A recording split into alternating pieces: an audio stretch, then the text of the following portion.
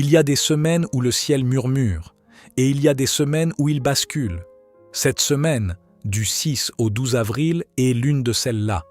Vous allez peut-être ressentir quelque chose d'étrange au début de la semaine, un soulagement, presque trop doux pour être réel. Comme si un brouillard que vous portiez sans vous en rendre compte depuis 6 semaines commençait enfin à se dissiper. Une clarté qui revient, des mots qui se remettent à couler. Et puis, d'un seul coup, jeudi, quelque chose change de façon radicale, comme si on appuyait sur un interrupteur. La question que je veux explorer avec vous aujourd'hui, c'est celle-ci. Pourquoi certaines semaines sont-elles des tournants? Pas des journées ordinaires qui s'enchaînent, mais des pivots. Des moments où quelque chose en nous et autour de nous change de nature. Et qu'est-ce que vous êtes censé faire avec tout ça? Commençons par le début de la semaine. Et pour ça, il faut qu'on parle de Mercure. Depuis plusieurs semaines, vous avez peut-être vécu une sorte de confusion intérieure. Des projets qui avancent de façon désordonnée. Des conversations qui tournent en rond.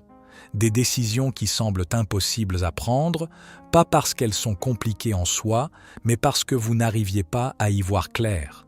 C'est ce qu'on appelle l'effet post-rétrograde de Mercure. Mercure, en astrologie, gouverne tout ce qui concerne la pensée, la communication, les échanges. Quand il est en rétrograde et dans sa période d'ombre qui suit, il est comme un signal de radio qui brouille les fréquences. Vous entendez encore quelque chose, mais ce n'est pas net. Lundi 6 avril, Mercure sort définitivement de cette zone d'ombre. Et voilà ce que ça signifie concrètement pour vous. La fréquence se nettoie. Les idées qui semblaient en flou depuis des semaines peuvent soudainement prendre forme. Les échanges que vous repoussiez, parce que le moment ne semblait pas juste, peuvent maintenant savoir avec clarté. Mais, et c'est là que ça devient fascinant, ce même lundi, le Soleil en Bélier entre en carré avec Jupiter en Cancer. Et là, quelque chose d'intéressant se produit. Un carré, en astrologie, c'est une friction. Ce n'est pas une opposition frontale, c'est plus subtil. C'est deux énergies qui veulent avancer dans des directions légèrement différentes et qui créent une légère distorsion dans le mouvement. Le Soleil en Bélier, c'est l'élan personnel, l'impulsion. Je veux, je pars, je commence. Jupiter en Cancer, lui, parle de quelque chose de plus grand, de plus profond. Les besoins émotionnels, l'héritage familial, ce qui nourrit véritablement. Alors vous allez peut-être vivre ça comme ça. Le brouillard se lève. Enfin, vous pouvez penser avec clarté et immédiatement vous voulez foncer. Prendre des décisions, annoncer des projets, promettre des choses grandes. Mais Jupiter en Cancer vous demande de vous asseoir une seconde, de vous demander « Est-ce que ce que je veux vraiment faire maintenant est bien aligné avec ce que je nourris en profondeur ?» Ce n'est pas un signe d'arrêter.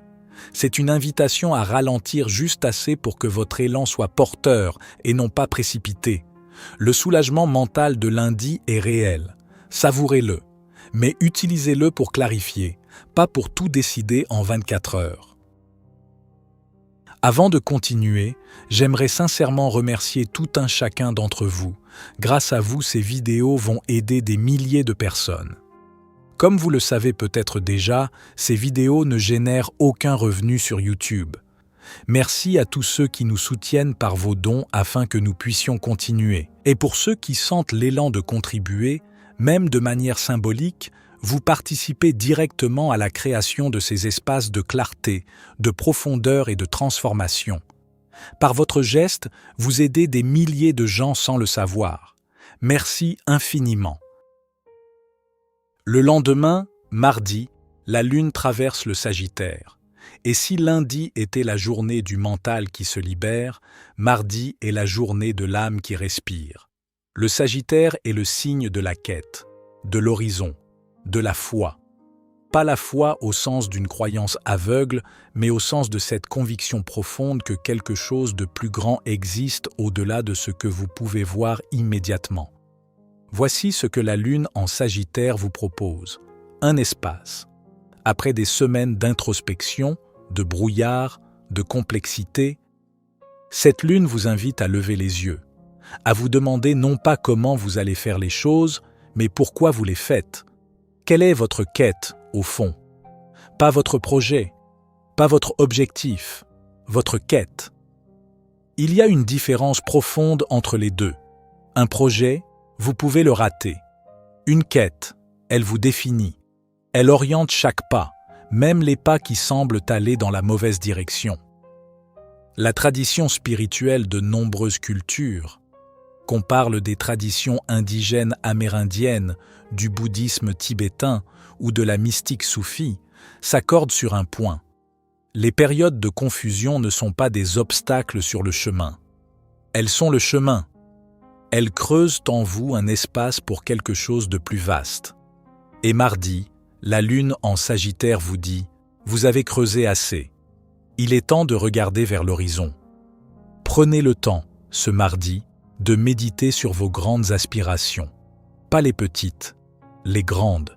Celles que vous n'osez peut-être pas écrire parce qu'elles vous semblent trop immenses. Écrivez-les quand même, et voilà que mercredi arrive avec quelque chose de différent.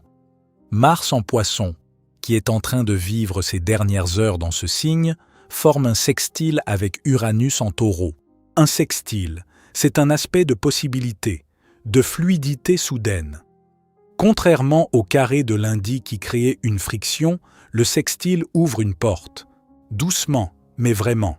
Et Uranus, c'est le principe de l'inattendu, de la rupture créatrice, de l'éclair. Voici ce que ça peut donner concrètement. Quelque chose qui était bloqué depuis des semaines, une situation, une relation, un projet, peut soudainement se débloquer mercredi. Pas nécessairement de façon spectaculaire. Parfois, le déblocage ressemble à une pensée qui arrive pendant que vous prenez votre café. Une intuition qui traverse votre esprit, un message que vous n'attendiez pas. L'aspect fascinant de ce sextile, c'est qu'il clôt quelque chose. Mars est en train de quitter les Poissons, ce signe d'eau profonde, de dissolution, de flou créatif. Et avant de partir, il vous laisse un cadeau, un déclic.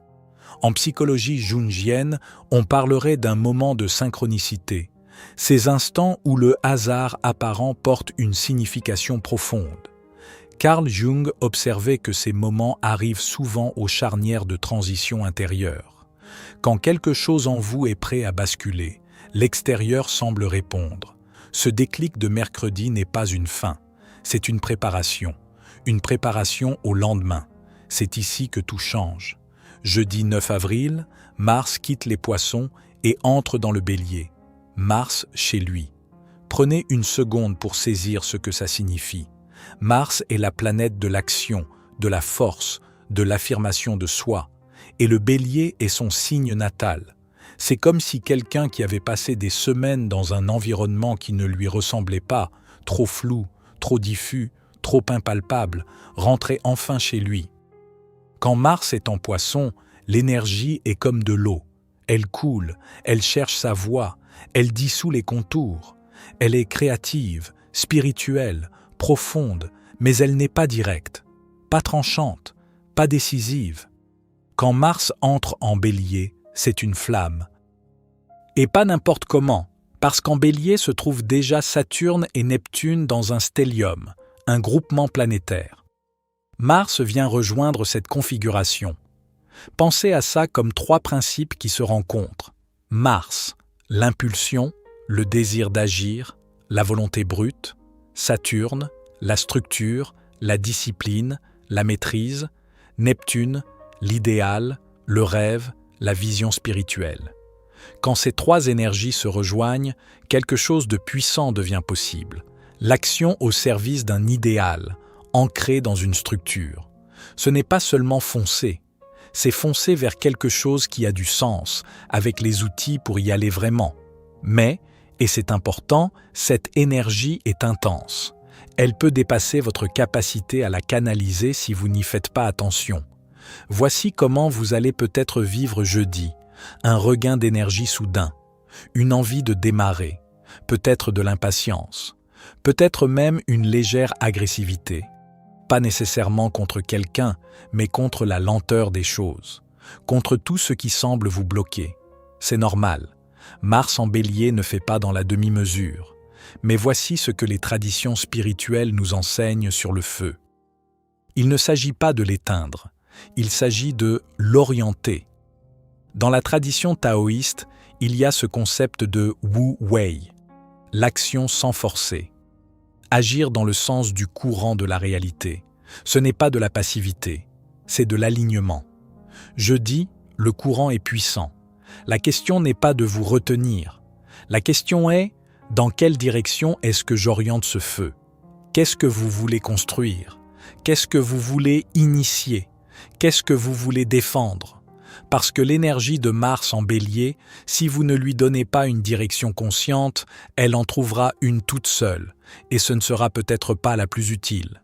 Le vendredi qui suit l'entrée de Mars en Bélier est presque comme une grâce. La Lune entre en Verseau, et le Verseau c'est le signe de la perspective, du recul, de la pensée qui s'élève au-dessus de l'immédiateté pour voir le tableau plus large.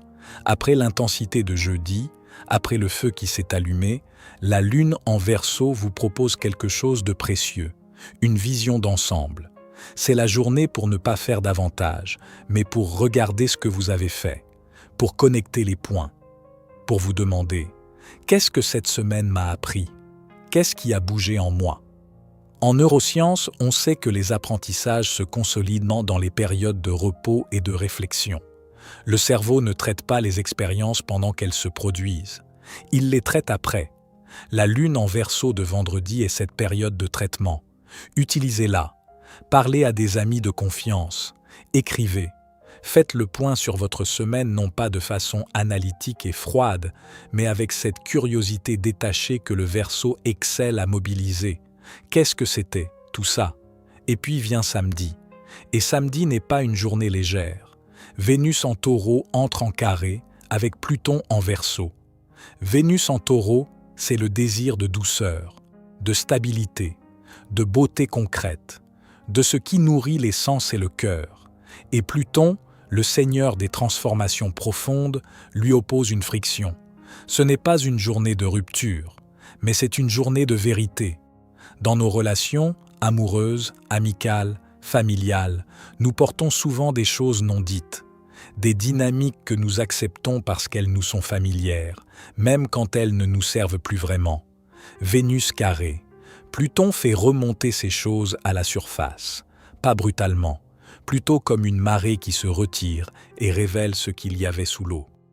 La jalousie, la possessivité, les attachements qui ne sont plus nourriciers, tout ça peut émerger samedi. Et voici la clé. Ce n'est pas un problème, c'est une information. Dimanche, la Lune entre en Poisson. Et c'est comme si le ciel vous offrait un espace de récupération bien mérité. Après l'énergie expansive de mardi, le déclic de mercredi, le feu de jeudi, la perspective de vendredi et la profondeur de samedi, dimanche est une invitation à descendre. Non pas dans le sens d'une chute, dans le sens d'une plongée douce. La Lune en Poisson, c'est la journée des rêves, de la méditation, de l'art, du silence. C'est la journée où toutes les expériences de la semaine cherchent à s'intégrer dans quelque chose de plus profond que les mots. Les traditions contemplatives, bouddhisme zen, pratiques chrétiennes de la lectio divina, retraite soufie, ce ne sont pas les expériences qui transforment, ce sont les espaces entre les expériences, les moments de silence et de réception. Dimanche est un de ces espaces. Accordez-vous la permission de ne pas être productif, d'être simplement présent à ce que vous ressentez, de laisser les émotions de toute la semaine se déposer, comme de la poussière d'or au fond d'un lac. Voici le fil rouge que je vois dans cette semaine. Cette semaine est une semaine en 2 temps. Premier temps, la libération progressive. De lundi à mercredi, quelque chose se dénoue. Le brouillard de Mercure se lève. La foi du Sagittaire vous recentre sur ce qui compte vraiment. Et le déclic d'Uranus prépare le terrain. Second temps, le déclenchement du feu. De jeudi à dimanche, l'énergie change de nature. Elle devient directe, puissante, transformatrice. Et la semaine se clôt dans un espace d'intégration douce.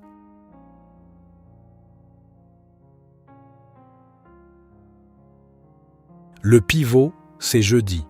Et ce pivot nous parle de quelque chose d'universel en nous, notre relation à l'action. Nous vivons dans une époque qui valorise presque exclusivement l'action directe, la rapidité, la décision, le mouvement. Et il y a une beauté réelle dans l'énergie de Mars en Bélier, cette capacité à initier, à se lancer, à sortir de l'hésitation. L'énergie de Mars en Bélier est la plus puissante quand elle est précédée de ce que cette semaine propose dans sa première moitié. La clarté mentale de Mercure libéré, la connexion à ses aspirations profondes de la Lune en Sagittaire et le déclic intuitif du sextile Mars-Uranus. En d'autres termes, le feu est plus puissant quand il est conscient. Ce n'est pas une coïncidence astrologique. C'est un pattern que l'on retrouve dans toutes les grandes traditions du développement humain. D'abord la préparation intérieure, puis l'action extérieure. D'abord le vide, puis la forme. D'abord l'écoute, puis la parole. Cette semaine vous propose les deux, dans cet ordre. Ne sautez pas à jeudi en oubliant ce que lundi, mardi et mercredi vous ont appris. Je veux prendre un moment pour vous parler directement. Parce que cette semaine, avec toute son intensité, la libération de Mercure, l'entrée de Mars en Bélier, la profondeur de Vénus-Pluton, peut vous amener à vous juger. Vous allez peut-être avoir l'impression que vous auriez dû agir plus vite, ou au contraire, que vous avez agi trop impulsivement, que la profondeur qui remonte samedi, vous auriez dû la voir venir, que vous auriez dû être mieux préparé. Mais voici la vérité. Les transits planétaires ne sont pas des épreuves que vous passez ou que vous ratez. Ils sont des miroirs. Ils vous montrent où vous en êtes, à cet instant précis de votre chemin. Le brouillard de Mercure que vous avez traversé ces 6 dernières semaines, il n'était pas là pour vous ralentir. Il était là pour que vous appreniez quelque chose sur votre façon de penser, de communiquer, de décider. L'imprudence légère que vous allez peut-être ressentir lundi, elle vous dit quelque chose sur votre rapport à l'élan et à la sagesse. Le feu de Mars qui s'allume jeudi, il vous montre ce que vous êtes capable de mobiliser quand vous êtes en contact avec votre désir profond.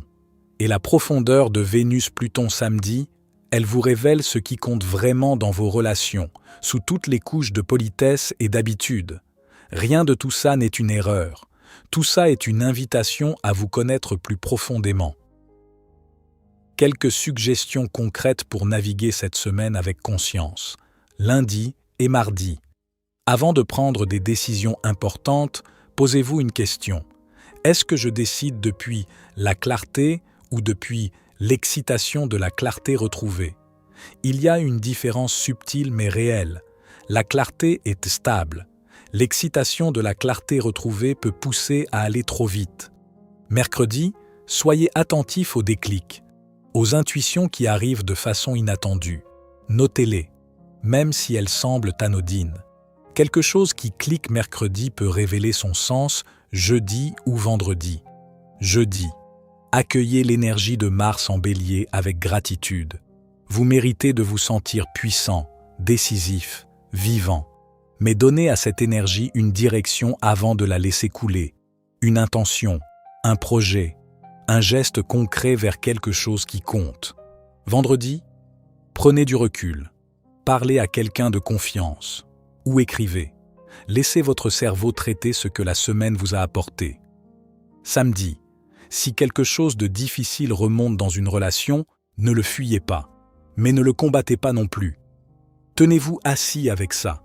Demandez-vous ce que cette intensité vous révèle sur ce que vous voulez vraiment. Dimanche, reposez-vous, vraiment. Pas de fausse productivité. Au commencement de cette vidéo, je vous ai posé une question. Pourquoi certaines semaines sont-elles des tournants? Voici ce que je crois maintenant.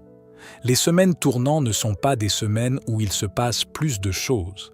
Ce sont des semaines où ce qui se passe résonne avec quelque chose de profond en vous, où les événements extérieurs créent un écho avec un mouvement intérieur que vous portiez peut-être depuis longtemps. Cette semaine, le ciel change de vitesse. Mais vous avez peut-être commencé ce changement bien avant jeudi, bien avant l'entrée de Mars en Bélier, dans les semaines de brouillard, dans les moments où vous ne saviez pas très bien où vous en étiez, dans les questions que vous portiez sans réponse. Ce temps n'était pas perdu, il était préparatoire. Et maintenant, le feu s'allume, non pas pour brûler ce que vous avez construit, mais pour illuminer ce que vous voulez construire encore. Vous savez, dans les traditions ésotériques de nombreuses cultures, le feu n'est jamais simplement destruction, il est transformation. Il change la forme des choses sans en détruire l'essence. C'est ce que cette semaine vous propose.